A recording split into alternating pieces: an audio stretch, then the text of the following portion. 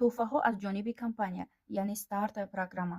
чӣ хел соҳиби ин тӯҳфаҳо шудан мумкин аст? аввал дар компания аъзо шуда 20% тахфиф барои ҳамаи маҳсулотҳо мегиред. хариди аввалини худро бо маблағи 225 сомон карда иштирокчии стартап программа мешавед. стартап программа аз 5 шаг иборат аст. тӯҳфаи шаги якумро шумо бепул мегиред. тӯҳфаи шаги якум ҳамеша иваз мешавад. дар кадом периоде ки шумо аъзо шудем, тӯҳфаи ҳамонро мегиред.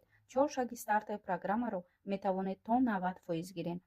барои шаги дуюмро гирифтан, дар дуюм каталоге ки мо тӯҳфаи шаги якумро мегирем, закази мо 275 сомон ё 550 сомонро ташкил кунад, ки дар закази оянда мо ин наборро 45 сомон ё 15 сомон харидорӣ намоем. барои гирифтани шаги 3 дар 45 сомон ё 15 сомон, закази мо дар шаги 2 бояд 275 сомон ё 550 сомонро ташкил кунад. барои гирифтани шаги 4 дар 45 сомон ё 15 сомон, мо бояд дар шаги 3 275 сомон ё 550 сомон нархи каталогро ташкил кунад. барои гирифтани шаги 5 бо нархи 45 сомон ё 15 сомон, бояд дар шаги 4 закази мо 275 сомон ё 550 сомонро ташкил кунад.